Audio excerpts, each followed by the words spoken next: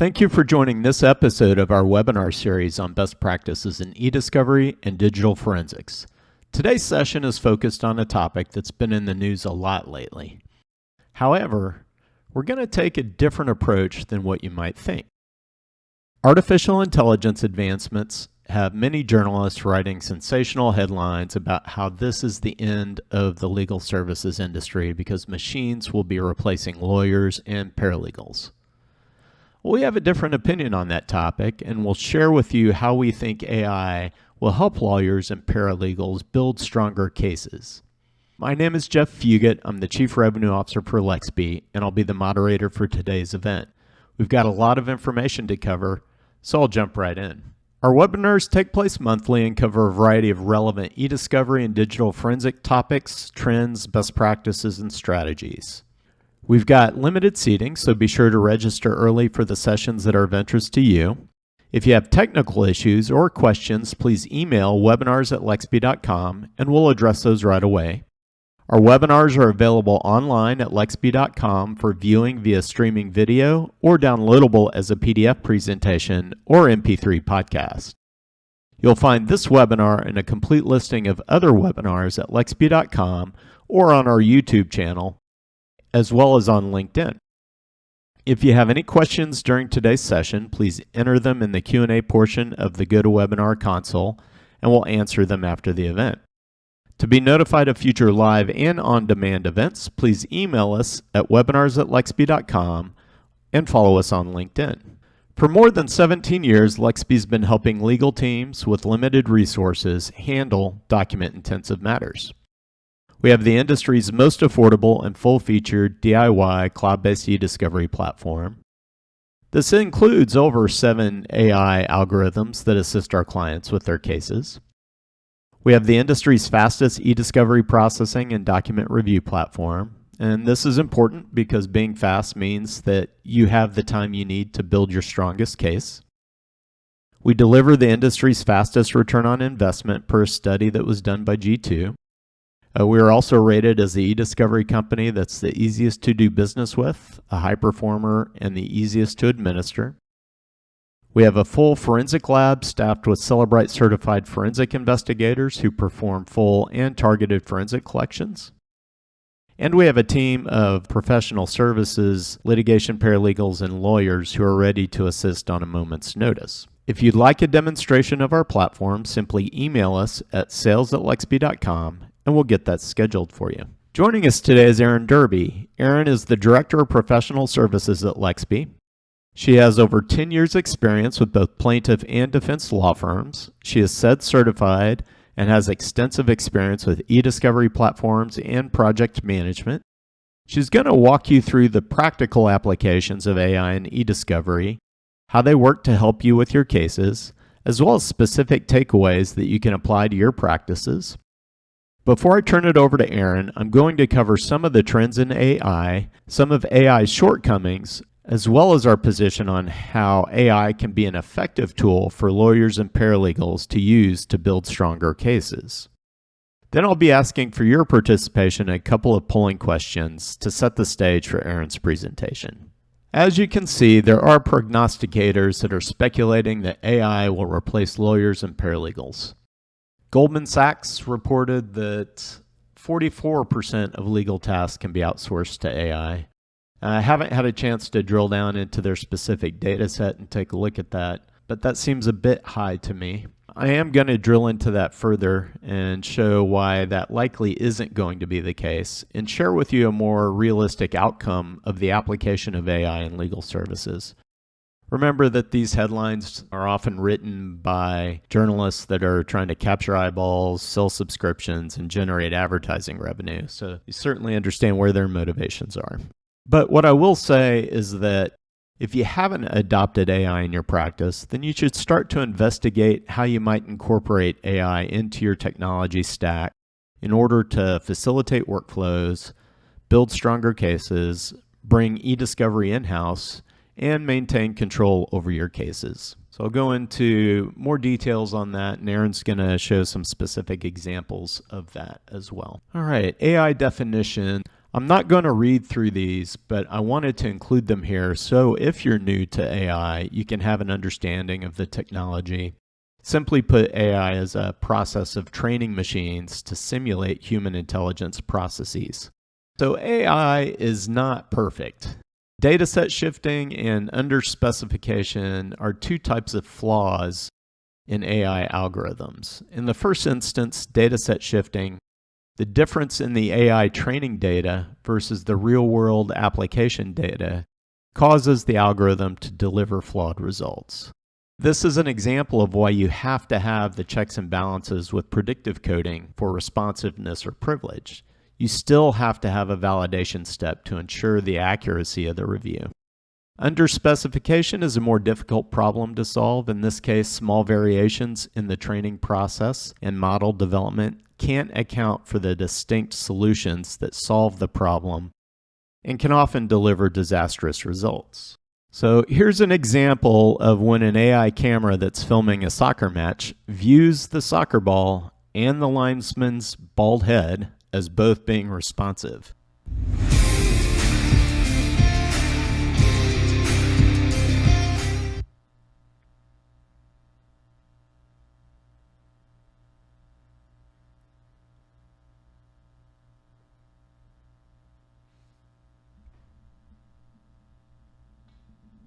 So as you can see, the camera starts to follow the soccer ball, but then continues to refocus and revert back to the linesman. Unfortunately, in this case, the camera viewed the soccer ball and the lineman's bald head as being responsive. There have been historical AI failures that have crossed industries. So here is an initial list of some of those. So Amazon's recruiting software developed gender bias toward males. Microsoft's chatbot that was modeled after a young female persona started generating lewd, racist, and offensive tweets. And then Uber and Tesla, unfortunately, have experienced accidents and fatalities with their self-driving cars powered by AI. And the list goes on, including the soccer match that I showed you that brief clip from. While AI is not perfect, we do believe that there's a role for AI in your practice. Erin is going to cover this in depth, specifically the practical applications of AI that can help you build stronger cases and handle document-intensive matters with limited resources.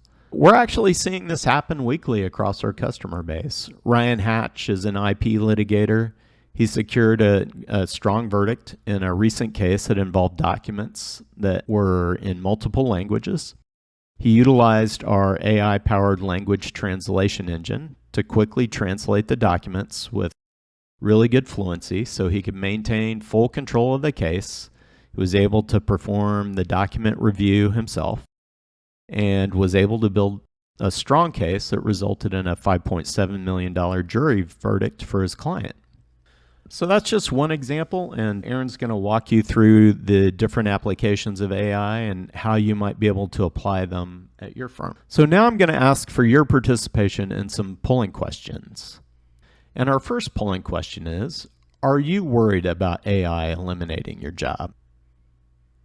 And while you're answering that, I'd like to thank you for participating in our polling questions today. All right, I'll go ahead and close that poll. And then our next question, do you currently utilize AI technology in your practice? Yes, no, or not yet.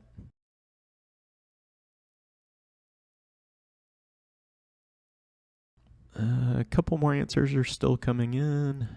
All right, I'll go ahead and close that poll. And without further ado, I'll turn it over to Erin Derby. Erin?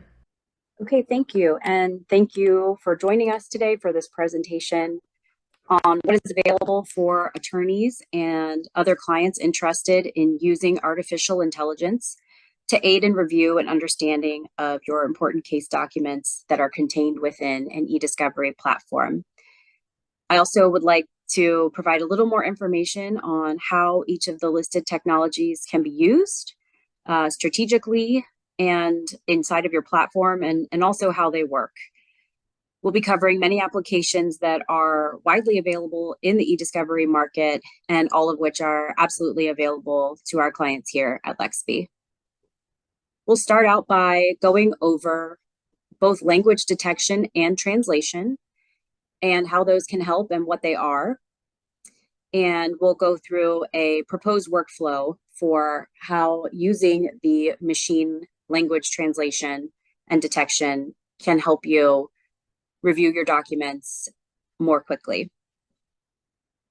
So imagine you're given a large dump of discovery, like usual, and as you're reviewing your documents, you find that mixed throughout these thousands of documents are foreign language documents. You don't have any idea how many of them there are. Nothing is indicated on the load file. You've come across them during a linear review or a keyword search review, and then you have this seed of doubt. How many are there? Have I missed other ones? So even if you could locate them all, how could you translate them for review without spending a fortune and using tons of your time? What Lexbe offers is a dual translation approach. The first part of it is what we call language detection. Language detection uses technology that can run across your entire database or a subset of documents of your choosing. And if it detects any language other than English in this situation, let's just say that we speak English and we want to find any document that's not in English, we can tell the platform to run the technology over the documents in your database.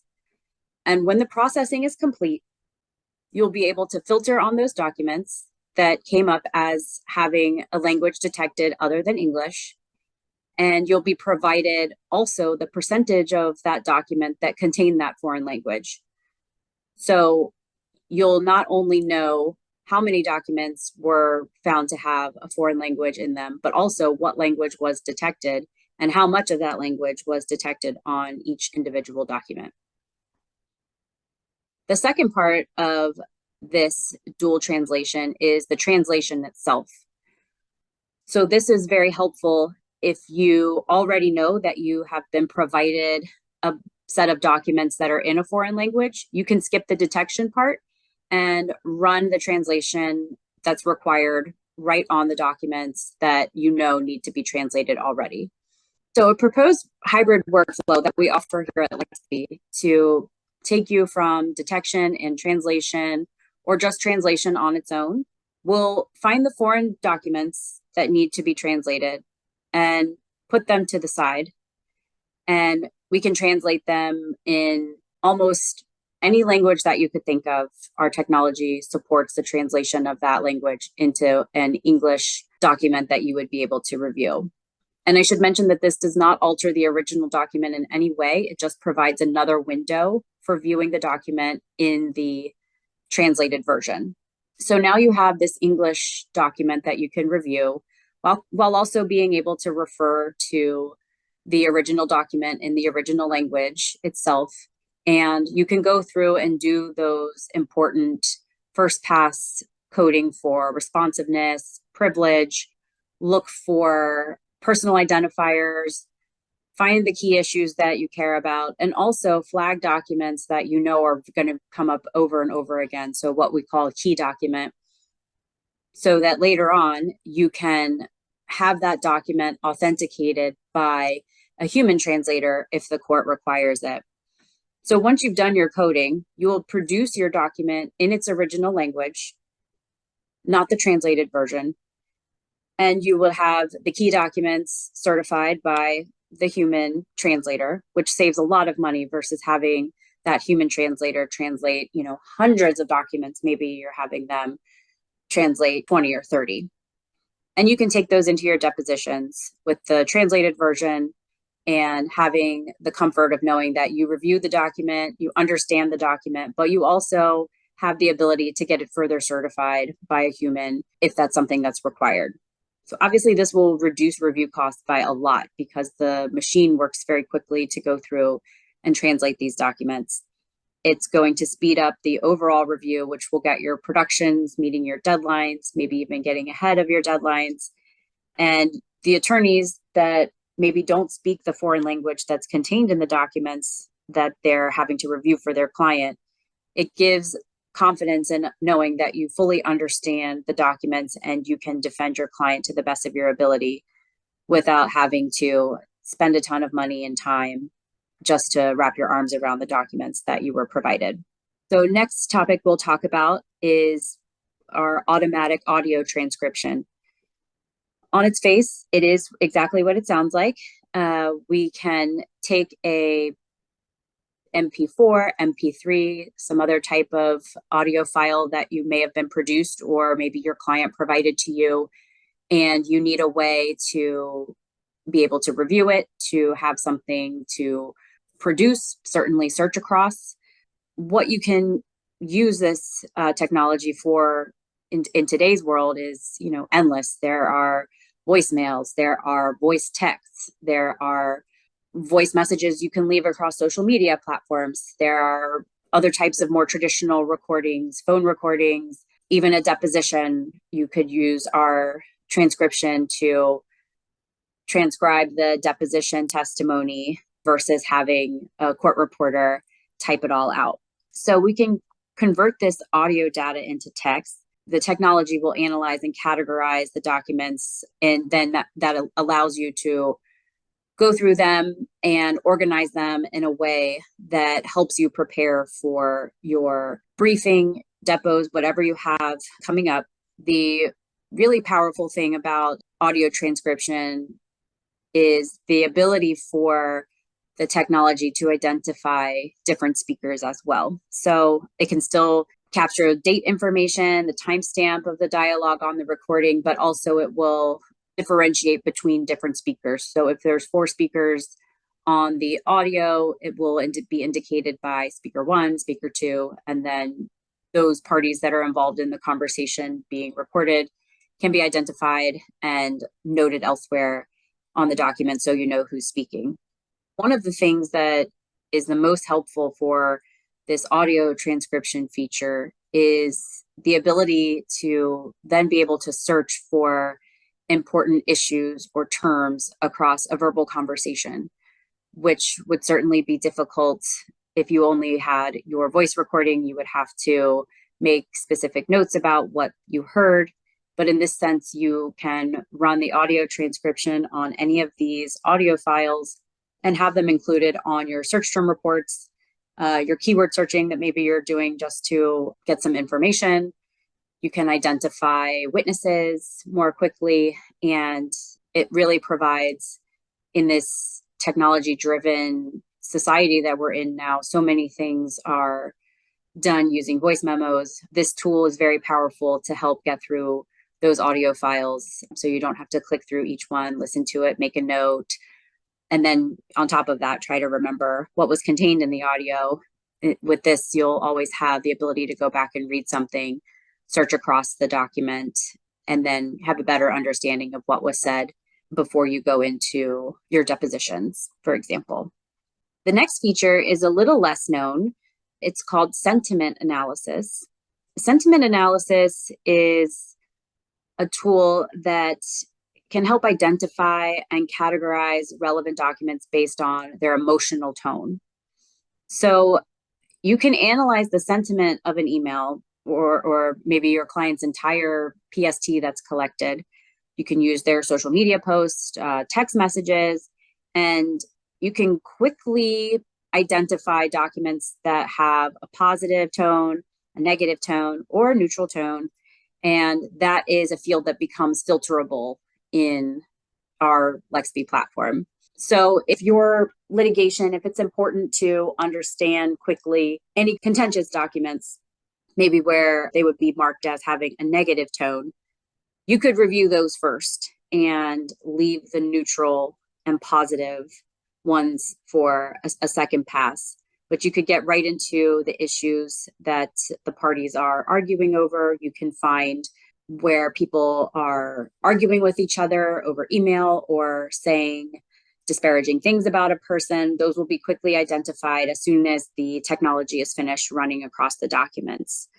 So as you can imagine, most litigation does revolve around contentious facts, big emotions, but certainly in cases of employment law, family law, and many different types of civil litigation. It could identify and group emails together so you can quickly review the ones that will provide the most color first and learn a little bit more about your client's point of view or your adversary's point of view in the litigation quickly by understanding the conversations that were being had. Down here, you can see in the eDiscovery platform here at Lexbe, the way that the sentiment analysis would be indicated, like I said, positive, negative, or neutral. But here you can see what that would look like in this screenshot where we have the PDF of the document here. This is an email. And after the technology was run across the documents, you can see that this AI Insights, underneath the word facts there, AI Insights indicates that some type of artificial intelligence has been run on the document. And here in this case, this metadata field that was created by running that sentiment analysis across the documents tells us that this document was detected as having a negative sentiment attached to it. So again, this one would be something you can filter on. You say, okay, I want to see any document that was determined to have a negative tone, and you can quickly drill down and review those, maybe throw them into a review set, get done with those, and then move on to the positive and neutral documents for supporting information. Next, we'll talk about entity detection. Using entity detection, a review will automatically have the fields. So the fields being the ones that are listed here on this slide: person, organization, dates, location, quantity, and title. And then the other categories, so that would be maybe an entity that was found, but it doesn't fit into any of these default categories. They will extract these entities into a fully indexed metadata field, which you can see in the screenshot on the right of the slide here. This allows filtering by a particular entity. So that could be a specific person, it could be a place, it could be an organization. And this assists with organizing the review, to do better targeted searches and really understand the data that you have at a high level by just seeing the entities that are extracted from your documents. So an entity is a textual reference to a unique name of what we call real world objects. So that would be the people, places, commercial items, and it's also measurement references like dates or quantities. So this will allow you to be able to, again, search across these metadata fields. And also these become fully indexed, so you can search across them. So anything, if you're interested in, I want to know what happened at this location on this date, this entity detection would help you with that, because perhaps the location of where the document was created is not a metadata field, but by doing the entity detection, it would pull out any type of place that was referenced in that document. So then you could further filter down to, all right, they're talking about this specific location on this specific day, and I want to find any document that talks about this specific location. You could quickly go into that. Similarly, if this person is mentioned, I want to be able to pull any document where they mention Bill Brown, and I want to see all the documents that have anything to do with Bill Brown. And that's a little bit different than searching. You could certainly search for the word Bill Brown. You could search for traditional metadata fields in an email, for example, to, from, CC. But what this does is it doesn't require you to come up with, what should I be searching for? Do you even know who Bill Brown is until you start to review your documents? Maybe, but maybe not. But if you consistently see the names of people or places being extracted as an entity, you might be able to find other important information about your case. You might find that you have to speak to another witness. Perhaps this person is going to be a supporting witness for your case, or maybe they're an adversarial witness to your case that you weren't aware of. So this entity detection, it's run very quickly, and it just provides another way for you to organize your data into manageable chunks of information that can be reviewed for responsiveness, privilege, or just better understanding your case in an early case analysis situation. The next one we'll talk about is a feature that many people don't know about, but it can be very helpful depending on the type of case that you have. Cognitive image recognition is useful if you have a matter that is heavily dependent on photographs or other imagery. So if you have a JPEG, for example, the difficulty with having photographs is that there's nothing from a text standpoint that can be extracted from that document. You can't search for the word window and your platform would just show you any document that had the word window in it, but also any photograph that had a window in it. Well, with this technology, that is possible. So using the cognitive image recognition, the reviewer gains very important insights into what their image files contain without having to look at them. Traditionally, like I said, there's nothing for an image file to index. So if we use this technology, any object contained in an image file will be indexed, which makes that word or image, in this case, searchable, filterable, and you can quickly find a specific example of what you're looking for.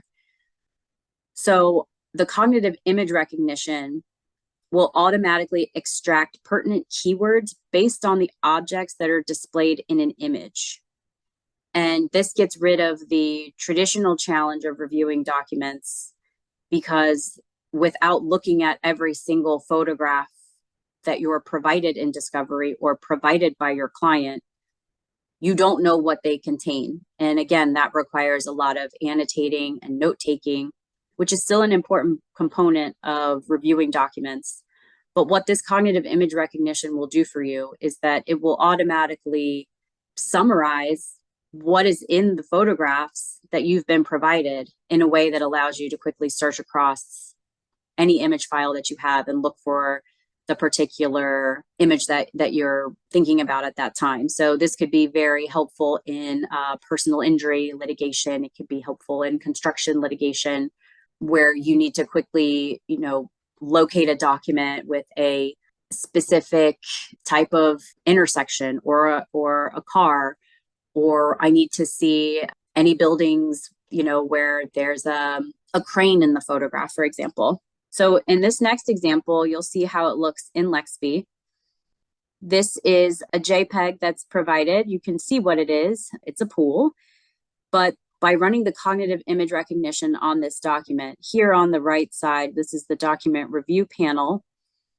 You see that the keywords that were extracted from this photograph, pool, fence, yard, water, outdoors, building, nature, they go from being specific to more general, but this is an example of how quickly the technology can find important details about a photograph that otherwise you would have to search for this particular picture. If you needed this particular pool picture, you would have no other way to find it other than by maybe filtering on the extension type, JPEG, and then sort of clicking through all of them and looking for the picture of the pool. Whereas now that we've used cognitive image recognition, you can come into your database, type in the keyword pool and JPEG for the extension, and you would automatically be brought to this photo or any other photo that contains a pool. Now this next picture, so I took this picture this past winter, and I wanted to see what would the cognitive image recognition pull out of this picture. It's pretty saturated. There's a lot of stuff. There's people and buildings. And so I ran it through our technology prior to getting this webinar started. And it extracted quite a few things, again, from some very specific things down to more general things. But this was at a Christmas market, so it picked up Christmas decorations, fir, which is the Christmas tree. That's very specific, but it did pick up on that. And then it gets a little bit more general. There's architecture, building, city, urban, but also it did pick up fountain, the cobblestone street. So if you think about cases maybe that you've had in the past where it was really important for you to find that one picture. Where's that one picture? I can think of countless times where the same picture keeps coming up all the time. Where's that one picture? I need the photo of the plaintiff's arm, and you know which one everybody's talking about, but you have to, ruffle through, the old days, you had to ruffle through all your papers to try to find that one. And in this case, without cognitive image recognition, you would probably have to click through a bunch of files before you found the one that everybody was interested in. But now, with the ability to have all of these words that were extracted based on the image, you can search right across anything. I want to see that one picture with the fountain. You could type in fountain and this picture would show up. So this one is really powerful, and one that, again, like I said, I think clients are just starting to learn about it. But you just would run the image detection, and once the processing complete, you can really find anything that you would want to look for in a photo. Near duplication is a feature that's been around at Lexbe for a long time. And near duplication is something that usually I find myself talking to clients that have had a data dump where maybe there's the nightmare scenario where a client has forwarded you their emails, but they forwarded you right to your email box, an email that should have been collected in another manner, or they have a lot of PDF documents, but I get the phone call from the client that says, Erin, I've been reviewing documents for 2 days and I keep coming across the same documents. I thought we deduplicated the database. And then you say, yes, we did. We deduped the whole database. Give me an example. Can you show me an example of one that is coming up and you believe it to be duplicative? And oftentimes, more often than not, what I find is that the document is very likely, with your eyes, it is a duplicate of a previous document that you've already reviewed for responsiveness, and you don't want to have to review it again. What happens, though, is that if the client did that first scenario where they forwarded you an email or they provided you a PDF of something several times, if a document was scanned, if a document was printed and then saved with a different title, all of these things alter the metadata in a way that would make it not a candidate for traditional deduplication. Deduplication uses the hash value, and in an email situation, it will use some of the other metadata available. But most of the time, if, for example, there's a contract that's been scanned and uploaded and forwarded and passed around, saved as by different people on their desktops, and then it gets collected and ingested into our platform, even though that document is the same, if you're looking at it, the metadata has been altered, so the hash value is not the same across all of those documents. So it can be frustrating to clients to see that, but luckily there's a remedy for it, and that remedy is near duplication. So what near duplication is, it identifies files and emails that are nearly identical. So usually the threshold we're using is 50% similar in the text content. Again, this might include multiple versions of a Word document, and then little modifications have been made here and there, track changes, those types of things. Or it could be a repetitive chain of email threads. So if we can identify documents that are similar in content, structure, language, our near duplication algorithm will group them together for review as a single group of documents. So what that means is, let's say we have a contract that is produced in your database, let's say 20 times, keep coming across it. If I ran near duplication on that contract, there would be what we call a near dupe group that would contain all 20 of those documents that have been determined to be 50% substantially similar. That's the threshold again. We would put them all in the same group, and you could review all 20 of them inside of the group. You just kind of, go through them, do a cursory review, make sure, in fact, that they are the same document, and you can bulk code them all at the same time for responsiveness, privilege, whatever it is that you're reviewing for at the time. But it eliminates you having to see that document pop up over and over again. it puts them all into one place where you can ensure that the documents are very similar and that you are consistently coding them the same way. Especially when you have multiple reviewers in your database, it's important that anytime that document's coming up, it's getting reviewed and coded consistently. Near duplication helps with that. It also helps eliminate junk files that you don't need to review. You don't need to see them again. If you come across a document that's non-responsive or doesn't have anything to do with the current litigation you're working on, you can bulk code it as non-responsive and it's not going to come up again. You can filter them out. So near duplication is really helpful in that way. Managing, when you have a lot of data coming in, this can be something that you can run if you find that maybe dedupe wasn't as successful as you hoped it would be. It can be for a lot of the factors I mentioned before, with those metadata hash values being altered. And it helps privileged documents from slipping through the cracks too, because if there is a privileged document that's existing in many different copies throughout your database, as important as it is to save your time and get rid of the chaff and code for non-responsiveness, it's much more important that you make sure that nothing is inadvertently produced that's privileged. So it ensures that if a document has been determined to be privileged and it exists in many different formats across your database, you can see them all at once and ensure that they are coded or redacted, whatever needs to happen to those documents. And near duplication is something that our professional services team can run across the database for you. And we have an Excel spreadsheet that will list out all of the different groups that I mentioned. We try to rank them from the group with the most documents in it down to the least, and it provides a hyperlink that will take you right back into the database. So you can view the groups in Excel, and then access the groups in the database and review them all at once without having to do everything in the platform. We provide an Excel spreadsheet for that.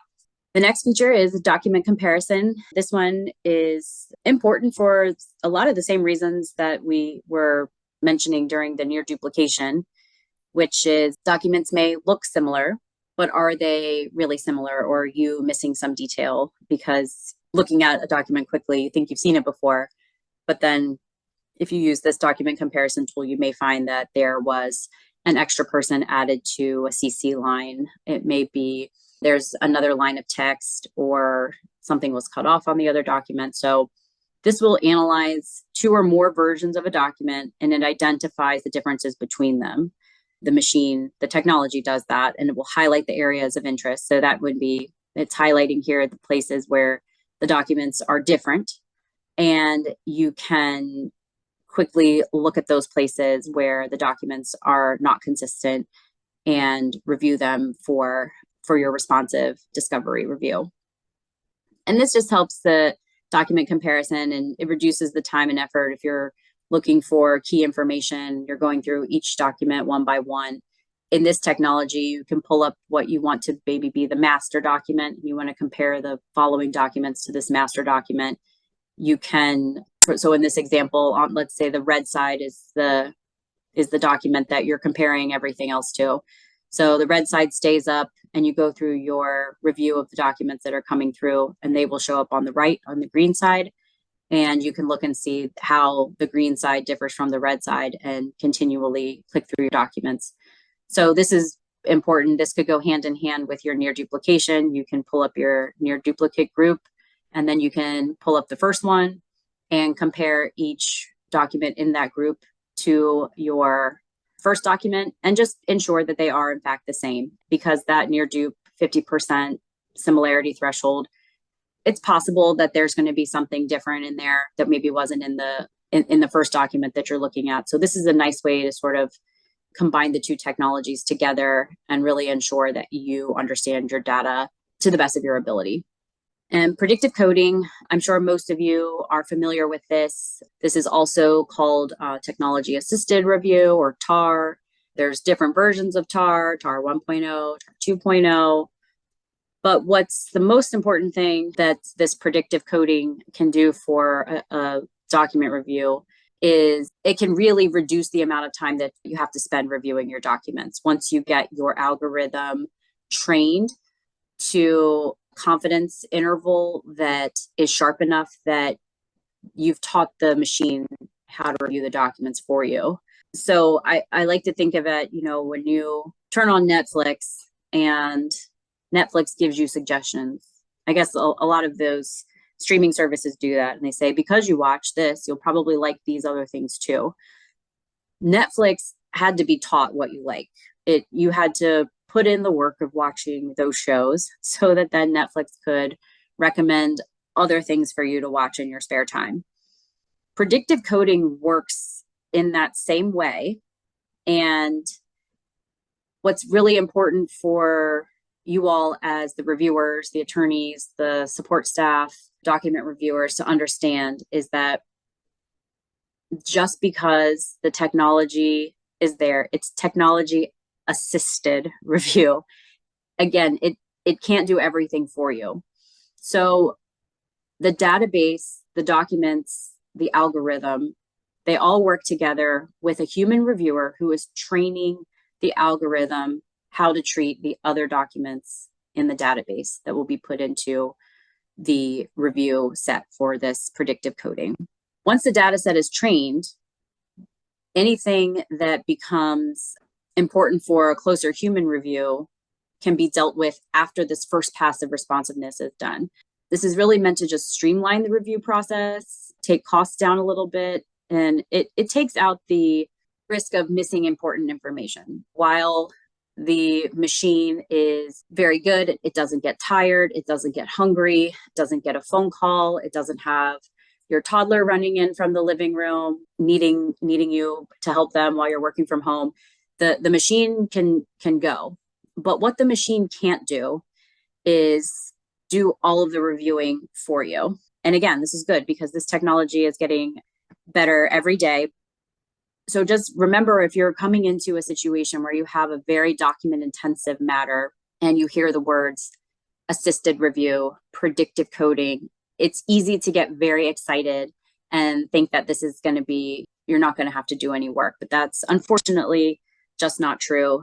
The reviewers need to train the algorithm to accurately code the documents.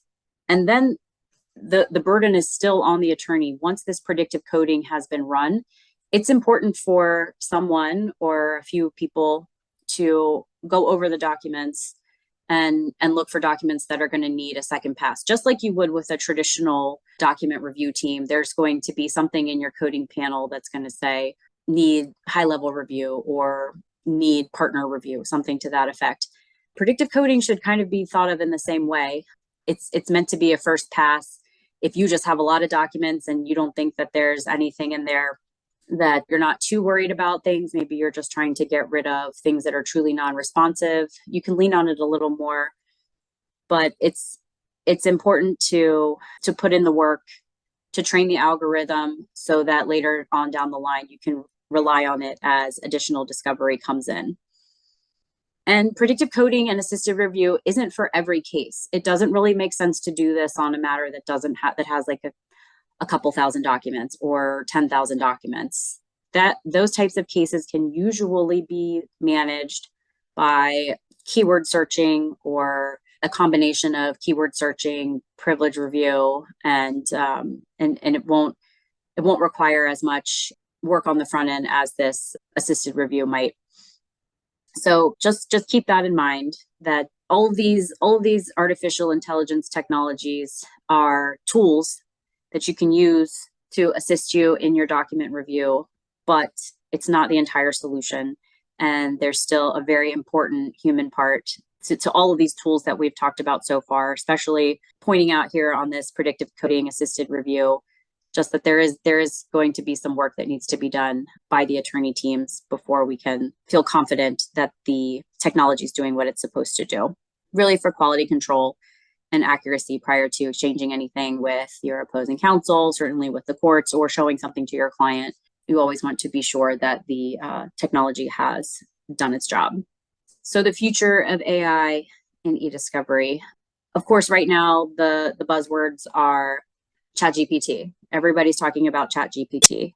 ChatGPT is incredible. It can do many, many things, but it's not perfect. And I also feel confident that most of the people listening here heard about the attorney that had ChatGPT generate their case law to support an argument in a brief recently, and the cases weren't even real, and no one checked it. So ChatGPT should not be a substitute for research, or certainly ChatGPT can give the foundation some ideas, but it really needs to be checked by the human being. But there are some ways that it's going to be beneficial to the legal world, and it already is.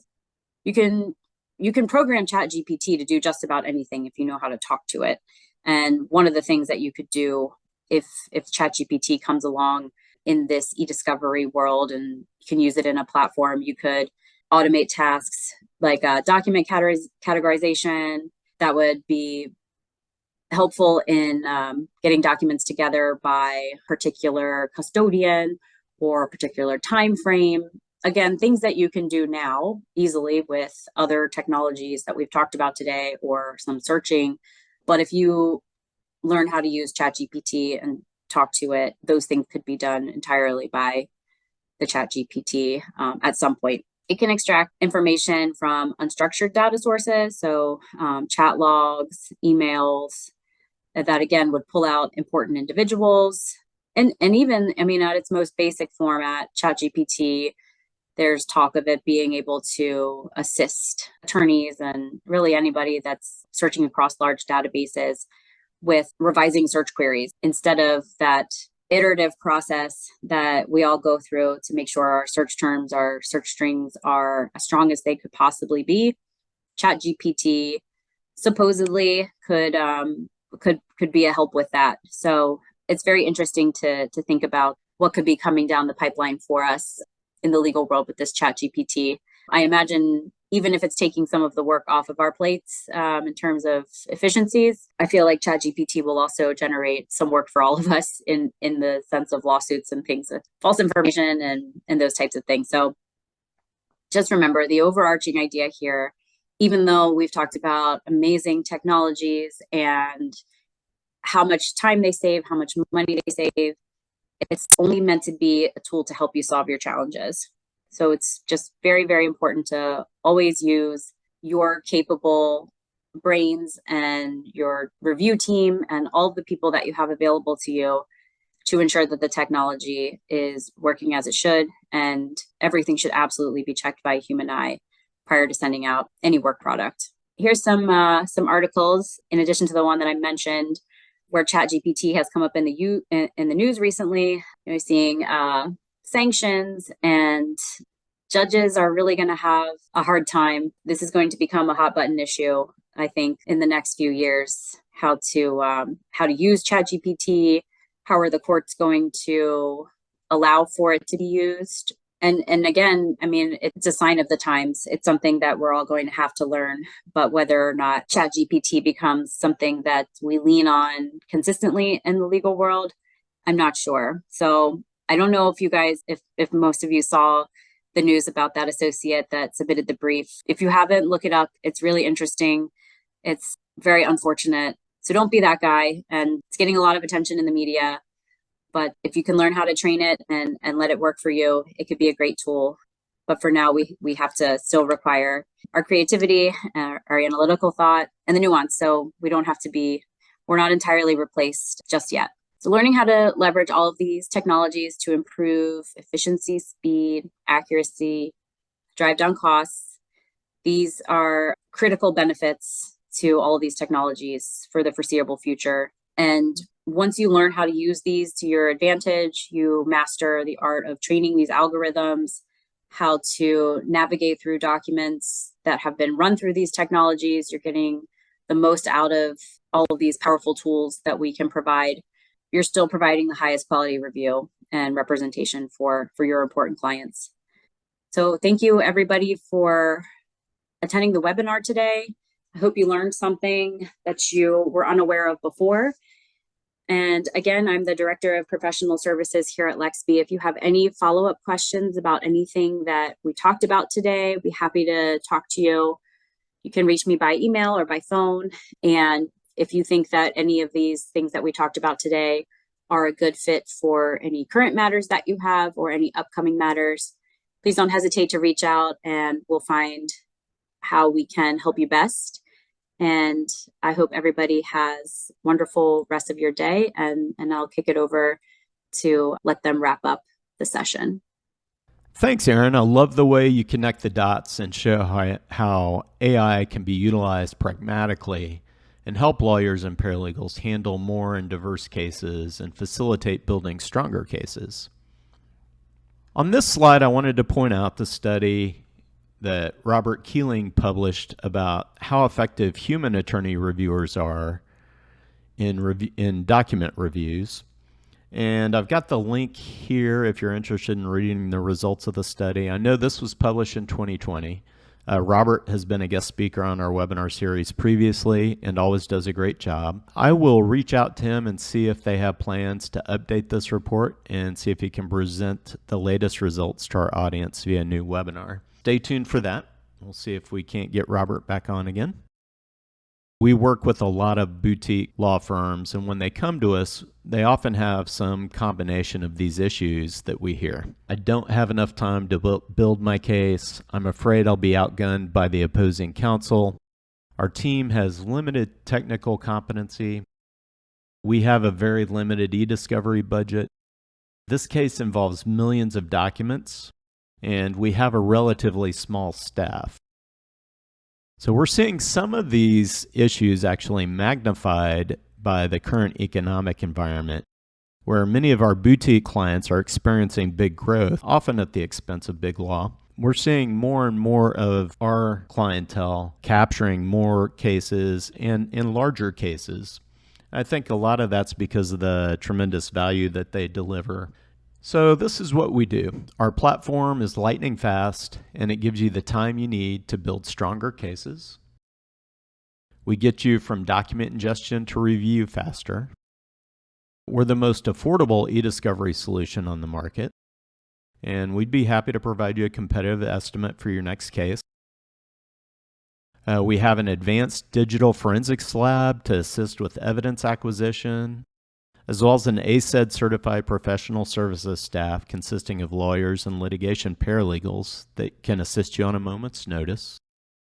And as Erin covered in her presentation today, we have advanced AI algorithms that can help turn you into a super lawyer or super paralegal, helping you handle more document-intensive matters and helping you build stronger cases. That was the case with David Jones, and he was concerned that he would be outgunned by his AmLaw opposition. He quickly realized that Lexbe was a great equalizer and helped him build his best case that delivered a winning verdict. Paige Tackett at Thompson Co. needed Lexbe speed to get some productions out the door to meet deadlines.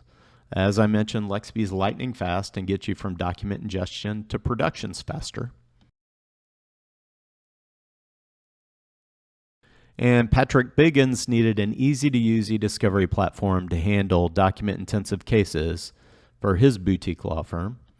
Lexbe got him onboarded fast and provided the support they needed to build a strong case. Lexbe's eDiscovery platform, hosted at Amazon Web Services, gives you on-demand capabilities that scale to address the needs of your case. With Lexbe's cloud infrastructure, you can get from document ingestion to review faster and get your productions out the door faster. All of your remote or mobile connected employees can access the Lexbe Discovery platform via web browser. Works great on Macs, PCs, iPhones, and Android devices. This really gives you unprecedented flexibility and efficiency. I wanted to point out that Lexbe is a single end-to-end eDiscovery platform, so unlike many eDiscovery providers, you don't have to move your data from one solution to another. Lexbe has fully integrated processing, document review, analytics, case timelining, AI algorithms, and production capabilities. We can easily handle the smallest of cases to the largest of cases and scale infinitely. At Lexbe, you also get the latest in artificial intelligence algorithms that help you quickly navigate massive data sets, maintain control of your cases, and gain the time you need to build a strong case.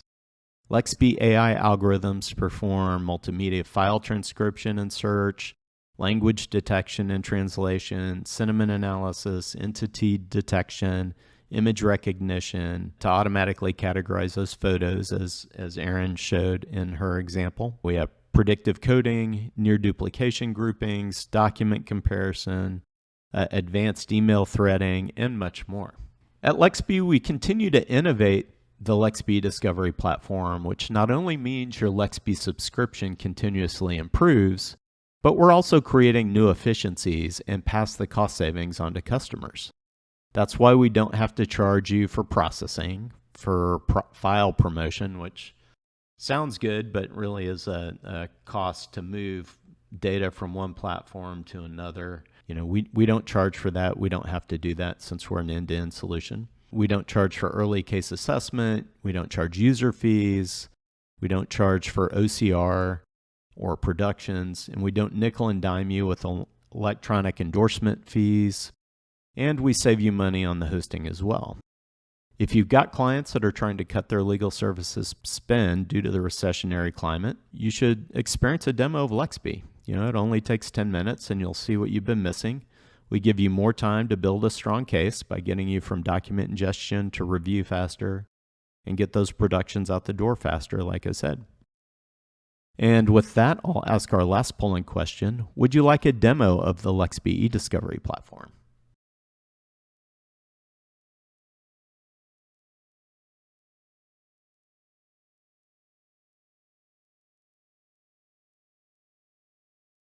While you're answering that, I'd like to thank you for attending today's session. We'll be making the following available to webinar attendees: a recorded streaming version, an MP3 podcast, as well as a PDF. Please let us know if you have any questions or comments about this webinar or suggestions for future topics. This webinar is part of the Lexbe eDiscovery webinar series. For notices of future live and on-demand webinars as part of this series, please email us at webinars@lexbe.com or follow us on LinkedIn. Also, we'd like your advice regarding our webinar series. Please complete the survey at the end of today's session. It helps us continuously improve this program and cover the digital forensic and eDiscovery topics that are most relevant to you. And with that, I'd like to thank Erin for presenting today and thank you for attending. Be sure to follow Lexbe on LinkedIn so you'll be alerted to the latest podcast and webinar episodes, and watch your inbox for an invite to our next webinar on best practices in eDiscovery and digital forensics. Take care.